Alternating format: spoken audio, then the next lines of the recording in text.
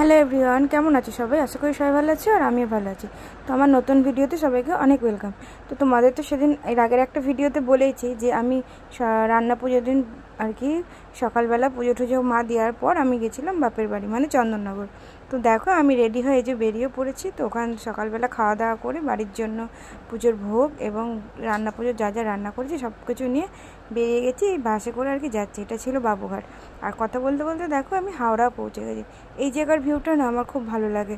তো আমি ভয়ে ভয়ে ক্যামেরাটা আর কি বার করে করে ভিডিও নিচ্ছিলাম। তো যাই হোক, বেশ ভালো লাগে বলে আমি যতবারই যাই ততবারই ভিডিও নিই। আর হাওড়াতে নেমেই খুব তাড়াতাড়ি ট্রেনটা পেয়েছিলাম। তো দেখো আমি একা একা বসেছিলাম, একা একাই আর কি বেশিরভাগ সময় আমার যাওয়া হয়। আর যখন হিন্দমটরের কাছাকাছি ঢুকছি তখন দেখছি কি বৃষ্টি, এত রোদ এদিকে। তো গরমে তো অবস্থা খারাপ হয়ে গেছিলো, কিন্তু যখন হিন্দমটর ঢুকি তখন থেকে বৃষ্টি। আর এদিকে দেখো ফাইনালি আমি বাড়িও পৌঁছে গেছি। এসে ফ্রেশ ট্রেশ হয়ে আর ভিডিও ক্লিপ নেওয়া হয়নি, তো খেতে বসে গেছি। তো এই যে টিফিন কারি করে দেখছো, এগুলো হলো আমাদের এই বাড়ির রান্না পুজোর সব খাবার দাবার। তো বাড়ির জন্য নিয়ে এসেছিলাম। তো এখানে দেখো বোন সবাইকে দিয়ে দিচ্ছে আর মা আমাদের খেতে দিচ্ছে।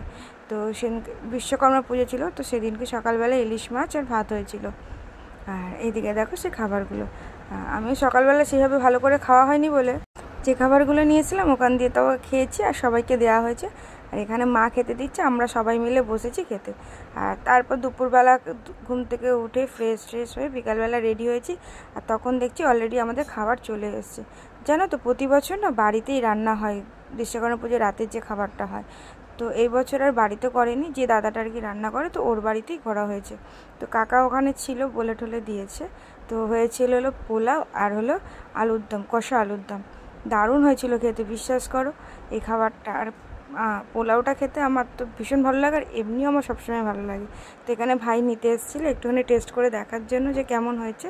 তো দেখো এখানে খাবারটা নিচ্ছে। তো আমরাই বলছিলাম যে খেয়ে দেখ কেমন রান্না হয়েছে। আর পোলাও না একটু মিষ্টি মিষ্টি হলে ভালো লাগে। তো অনেকে যদি মিষ্টি খায় না, তো আমাদের পোলাওটা হালকা মিষ্টি হয়েছিল, ভালো লাগছিলো। তো তারপর কটা পার্সেল ছিল বলে দেখো এখানে আমি পার্সেলগুলো রেডি করে নিচ্ছি। তো কাকিমাই করছিল, তো বললাম যে দাও আমি করে দিই, ওইদিকে তুমি দেখো এদিকে আমি করি। তো দেখো এখানে আমি সব পার্সেলগুলো রেডি করছিলাম।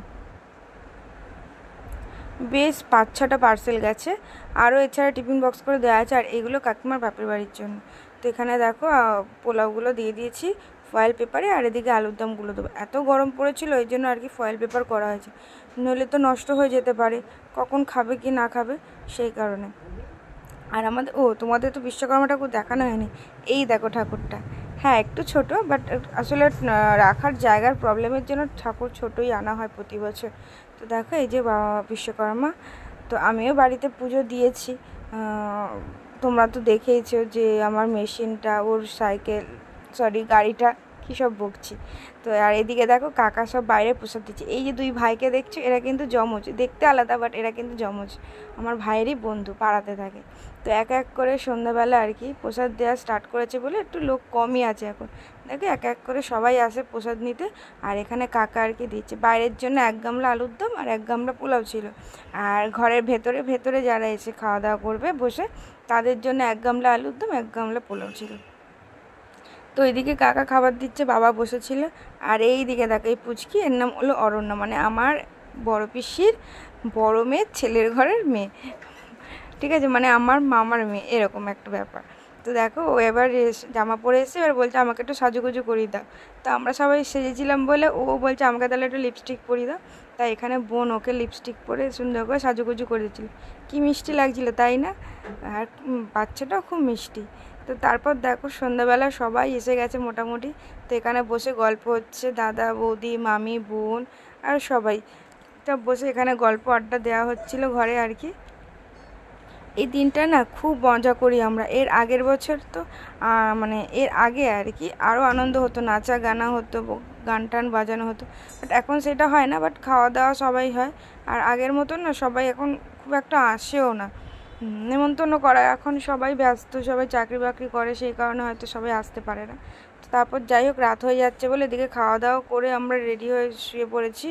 আর এইটা হলো বিশ্বকর্মা পুজোর পরের দিন। তো তোমরা তো জানো সেদিনকে পূর্ণিমা ছিল, তাই পরদিন 9টা অবধি পূর্ণিমা বলে সকালবেলা 8টার সময় ঠাকুরমশাই চলে এসেছিলো পুজো দিতে। আমার তো উঠতে দেরি হয়ে গেছে, আমি উঠে দেখছি প্রায় সব গোছানো কমপ্লিট, তখনও ঠাকুরমশাই আসেনি। তো এদিকে দেখো আমি আর কি ভিডিও নিচ্ছিলাম। আমাদের বাড়িতে প্রতি পূর্ণিমাতেই আর কি পুজো দেওয়া হয়। তো দেখো তাই সেই হিসাবে আর কি নারায়ণ পুজো দেওয়া আছে, যেহেতু 9টায় পূর্ণিমা শেষ হয়ে যাবে, এই জন্য সকাল সকাল আর কি পুজোটা হয়ে যাচ্ছে।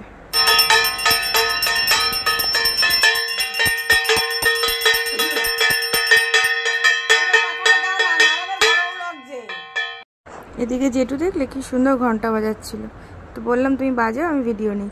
তো তারপর এখানে দেখো আরতি হবে বলে মানে আরতি আর কি হচ্ছে, কী সব ভুলভাল বকছি। তো এখানে ঠাকুরমশাই আর কি আরতি করছে, আমরা সবাই দাঁড়িয়ে আছি, আরতির সময় তো বসে থাকতে নেই।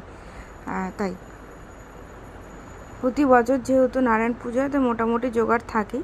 তো এবার আর কি কাকার দোকানে আর কি পুজোটা করা হচ্ছে, নইলে অন্য সময় কাকমাদের ঘরে নয়, আমাদের বাড়ি ঘরের ওপর ছাদে এইগুলো হয়। তো এই হলো নারায়ণ ঠাকুর, আর এই পুজো হয়েও গেছে।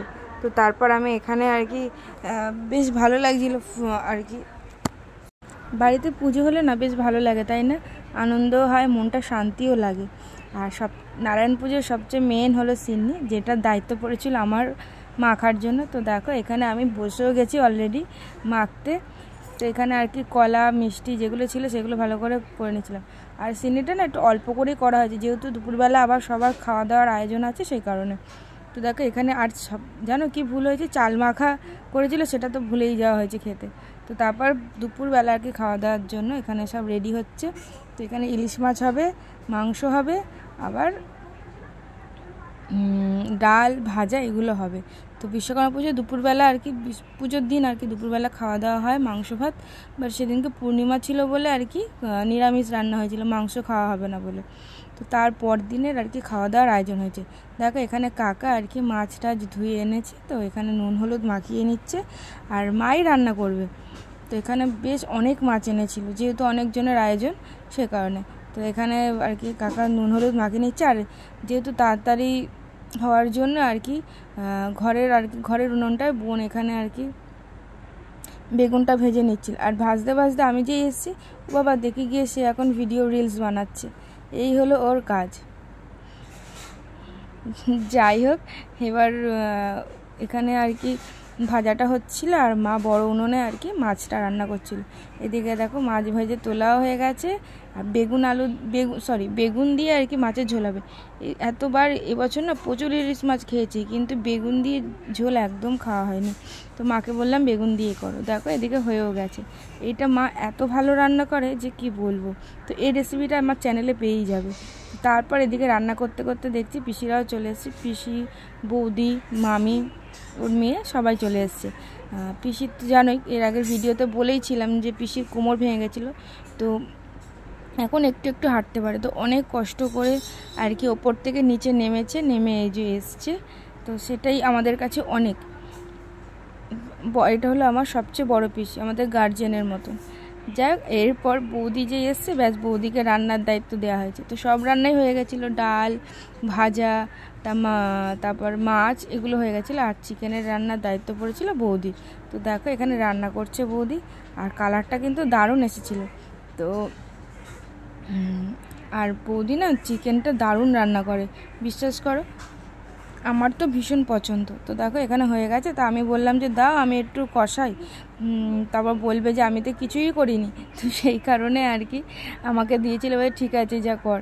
তো দেখো এখানে আমি করেছি, একটু কষাচ্ছিলাম। আর এদিকে ফাইনালি রান্না কমপ্লিট, ইলিশ মাছ ভাজা, বেগুন ভাজা, কুমড়ো ভাজা, এদিকে বেগুন দিয়ে ইলিশ মাছের ঝোল, আর হলো কুমড়ো দিয়ে মুগ ডালটাও অসাধারণ হয়েছিল।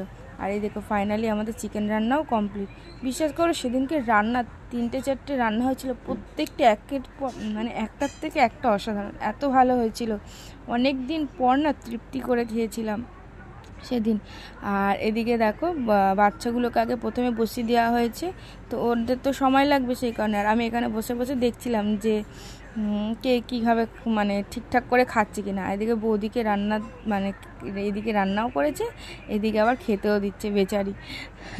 তারপর এখানে বৌদি খেতে দিচ্ছে, তারপর এখানে দাদা মামা ওরা সব বসেছিল, আর শেষ ব্যাচে আমরা বসেছিলাম। যে কজন আর কি বাকি ছিল। দাদা মাছ খায় না বলে দাদা শুধু মাংস দিয়ে খেয়েছে। আর এদিকে বাবা এক পাশে বসেছিল, বাবার পাশে দাঁড়িয়েছিলাম, যেহেতু বাবাকে মেকি টেকি দিতে হয় সেই কারণে। আর তারপর খাওয়া দাওয়া করে দুপুরবেলা এই শাড়িটা না বোন পাপাই শাড়ি হাউস তো অনেকেই জানো, তো সেখান থেকে নিয়েছিল 1250 বেনারসিটা। অসাধারণ, এত সুন্দর শাড়িটা কি বলবো, ভীষণ ভালো লাগছিল। আর বোনেকে গায়ে দিয়েছে, বোনেকে বললাম তাই বিয়ের সময় পরবি। আর ভিডিওটা যদি ভালো লাগে চ্যানেলটা কিন্তু সাবস্ক্রাইব করে দিও।